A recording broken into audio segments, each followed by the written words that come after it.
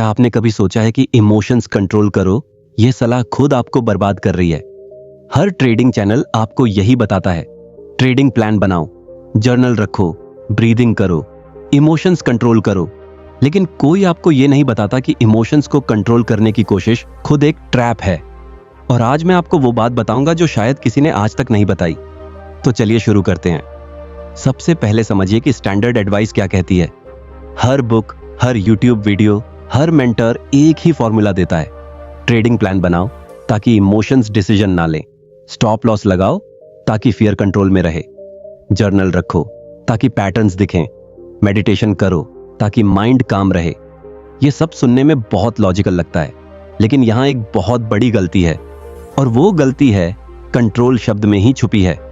समझिए, दो तरह के तरीके होते हैं किसी फीलिंग को हैंडल करने के। पहला तरीका है फीलिंग को दबाना, दूसरा तरीका है फीलिंग को समझना।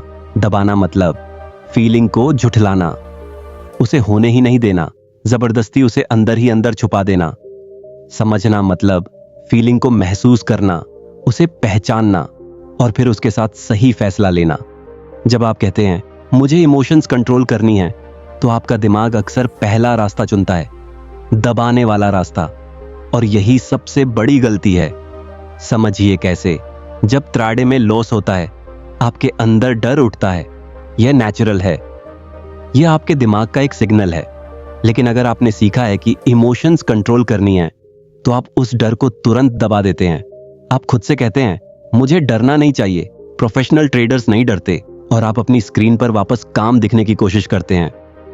लेकिन अंदर क्या होता है? वो डर गायब नहीं होता, वो सिर्फ छुप जाता है। और छुपी हुई फीलिंग कहीं नहीं जाती, वो अंदर ही अंदर जमा होती रहती है।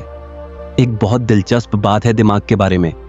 जब आप किसी फीलिंग को बार बार दबाते हैं, तो वो फीलिंग कमजोर नहीं होती, वो और मजबूत होकर वापस आती है।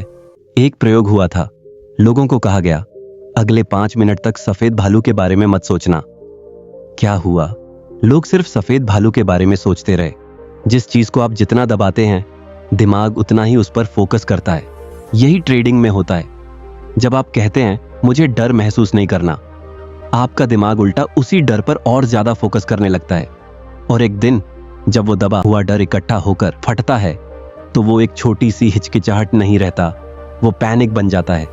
वो एक गलत एग्जिट बन जाता है बहुत जल्दी, या एक रिवेंज ट्रेड बन जाता है, बहुत इंपल्सिव।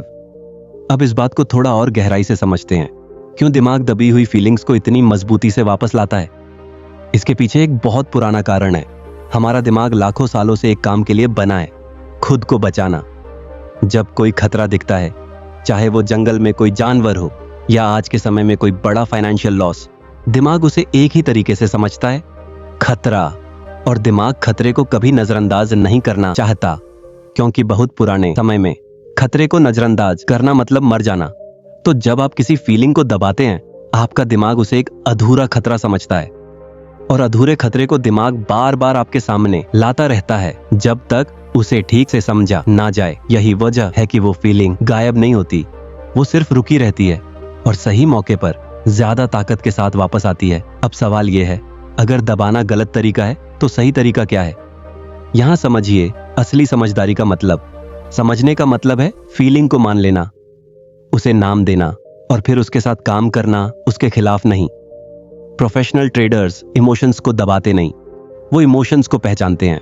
जब उन्हें डर महसूस होता है, वो खुद से नहीं कहते मुझे डरना नहीं चाहिए, वो खुद से कहते हैं मुझे अभी डर महसूस हो रहा है। ये एक जानकारी है। इसका मतलब है कि शायद मैं अपनी रिस्क लिमिट से ज्यादा पोजीशन साइज में हूं, या शायद मेरा सेटअप उतना क्लियर नहीं है जितना मुझे लगा था। देखिए फर्क। एक तरीका फीलिंग को दुश्मन मानता है और उसे दबाता है, दूसरा तरीका फीलिंग को एक संदेशवाहक मानता है और उसे सुनता है। यह बात सुनने में बड़ी फिलोसॉफिकल लग सकती है, तो आइए इसे प्रैक्टिकल बनाते हैं। दिमाग के 2 हिस्से समझिए जो ट्रेडिंग डिसीजंस में सबसे ज्यादा रोल निभाते हैं। पहला हिस्सा है इमोशनल ब्रेन। यह फियर, ग्रीड, पैनिक, इन सबको पैदा करता है। दूसरा हिस्सा है लॉजिकल ब्रेन। यह प्लानिंग, एनालिसिस, सही फैसले लेने के लिए जिम्मेदार है। जब आप किसी इमोशन को दबाने की कोशिश करते हैं, तो असल में आप इमोशनल ब्रेन से लड़ने की कोशिश कर रहे होते हैं। और यह लड़ाई आप कभी नहीं जीत सकते। क्यों? क्योंकि इमोशनल ब्रेन तेज है, बहुत तेज। जब कोई खतरा दिखता है, चाहे वो असली हो या सिर्फ एक रेड कैंडल, इमोशनल ब्रेन पल भर में रिएक्ट करता है। लॉजिकल ब्रेन को सोचने में थोड़ा वक्त लगता है। तो जब तक आपका लॉजिकल ब्रेन कंट्रोल करने की कोशिश शुरू करता है, इमोशनल ब्रेन पहले ही फैसला ले चुका होता है। यही वजह है कि विल पावर से कंट्रोल करो। यह तरीका लगभग हमेशा फेल होता है। तो फिर सही तरीका क्या है? समझने का तरीका यह कहता है, इमोशनल ब्रेन से लड़ो मत, उसे एक पॉज दो। जब आप फीलिंग को मान लेते हैं, मुझे अभी डर हो रहा है, तो एक दिलचस्प बात होती है, सिर्फ फीलिंग को नाम देने से उसकी तीव्रता कम होने लगती है। जब आप फीलिंग को नाम देते हैं, आपका लॉजिकल ब्रेन काम करना शुरू करता है और इमोशनल ब्रेन की पकड़ धीरे धीरे कमजोर पड़ने लगती है। यानी आप फीलिंग को दबाकर कंट्रोल नहीं पाते, आप फीलिंग को नाम देकर कंट्रोल पाते हैं। यह बहुत बड़ा फर्क है। अब एक और बात समझते हैं जो ज्यादातर ट्रेडर्स नहीं समझते। सिर्फ डर ही नहीं, ग्रीड भी इसी तरह काम करती है। जब ट्रेड प्रॉफिट मैन होता है और दिमाग कहता है थोड़ा और रुक जा और बढ़ेगा, यह भी एक फीलिंग है और इसे भी अक्सर ट्रेडर्स दबाने की कोशिश करते हैं। वो सोचते हैं मुझे ग्रीडी नहीं होना चाहिए, मुझे अभी एग्जिट कर लेना चाहिए, और वो जल्दी से प्रॉफिट बुक कर लेते हैं, सिर्फ इसलिए क्योंकि वो ग्रीड को एक बुरी फीलिंग मान बैठे थे जिसे तुरंत दबाना जरूरी था। लेकिन अगर वो उस फीलिंग को सुनते, मुझे क्यों लग रहा है कि यह ट्रेड और चलेगा, तो शायद उन्हें एक सही टेक्निकल कारण मिलता। डर और ग्रीड दोनों सिर्फ दुश्मन नहीं है, वो जानकारी है, और जानकारी को दबाना कभी भी अच्छा फैसला नहीं देता। अब इसे ट्रेडिंग में कैसे अप्लाई करें यह समझते हैं। पहला कदम, जब कोई तेज फीलिंग उठे, चाहे वो डर हो, ग्रीड हो, फ्रस्ट्रेशन हो, सबसे पहला काम ट्रेड लेना नहीं है।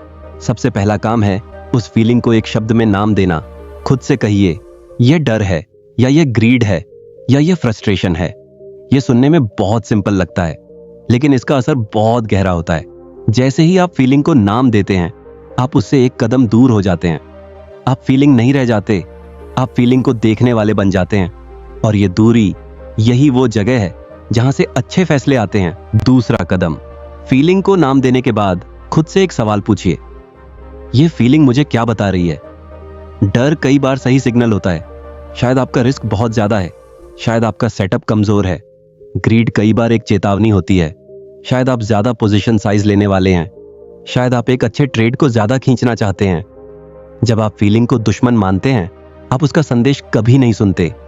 जब आप फीलिंग को संदेशवाहक मानते हैं, आप उससे सीखते हैं। तीसरा कदम, और यह सबसे जरूरी है, फीलिंग को महसूस करने और ट्रेड लेने के बीच एक गैप बनाइए। जैसे ही कोई तेज फीलिंग उठे, तुरंत एक्शन मत लीजिए, बस 10 सेकंड रुकिए। इन 10 सेकंड में कुछ मत कीजिए, सिर्फ फीलिंग को महसूस होने दीजिए। यह 10 सेकंड का गैप, यही वो जगह है जहां दबाने और समझने का असली फर्क दिखता है। दबाना कहता है फीलिंग को तुरंत खत्म करो, एक्शन ले लो। समझना कहता है फीलिंग को थोड़ी देर रहने दो, फिर डिसाइड करो। और हर बार जो ट्रेडर उस 10 सेकंड का गैप लेता है, वो ज्यादा बेहतर फैसला लेता है उस ट्रेडर से जो फीलिंग को तुरंत दबाकर जल्दबाजी में रिएक्ट करता है। अब एक चौथा कदम भी समझिए जो ज्यादातर लोग मिस कर देते हैं। फीलिंग को शरीर में लोकेट कीजिए। यह सुनने में अजीब लगेगा, लेकिन यह बहुत असरदार तरीका है। जब अगली बार डर या फ्रस्ट्रेशन महसूस हो, सिर्फ नाम मत दीजिए, यह भी पूछिए, यह फीलिंग मेरे शरीर में कहां है? शायद यह आपकी छाती में जकड़न हो, शायद पेट में हल्की सी मरोड़ हो, शायद हाथों में हल्का सा कंपन हो। जब आप फीलिंग को सिर्फ दिमाग में नहीं बल्कि शरीर में लोकेट करते हैं, आपके शरीर को एक अलग सिग्नल मिलता है। यह सिग्नल कहता है मैं इस फीलिंग को नोटिस कर रहा हूं, मैं इससे भाग नहीं रहा। और जब आप किसी फीलिंग से भागते नहीं, वो धीरे धीरे अपने आप कमजोर पड़ने लगती है। यही वजह है कि एक्सपीरियंस ट्रेडर्स अक्सर शांत दिखते हैं, डर ना होने की वजह से नहीं, बल्कि इसलिए क्योंकि वो उस डर को बिना भागे महसूस करना सीख चुके होते हैं। अब मैं आपको एक बात बताता हूं जो शायद सबसे चौंकाने वाली है। जो ट्रेडर्स सालों तक प्रॉफिटेबल रहते हैं, उन्हें डर नहीं होता, ऐसा नहीं है। उन्हें भी डर होता है, उन्हें भी ग्रीड होती है, उन्हें भी फ्रस्ट्रेशन होता है। फर्क सिर्फ इतना है, वो उन फीलिंग्स से लड़ते नहीं, वो उन्हें एक जानकारी की तरह ट्रीट करते हैं। जब बिगिनर ट्रेडर को डर होता है, वो सोचता है मुझे कुछ गलत हो रहा है, मुझे ये फीलिंग रोकनी होगी। जब प्रोफेशनल ट्रेडर को डर होता है, वो सोचता है इंटरेस्टिंग, मुझे डर हो रहा है, इसका क्या मतलब हो सकता है मेरे करंट ट्रेड के लिए।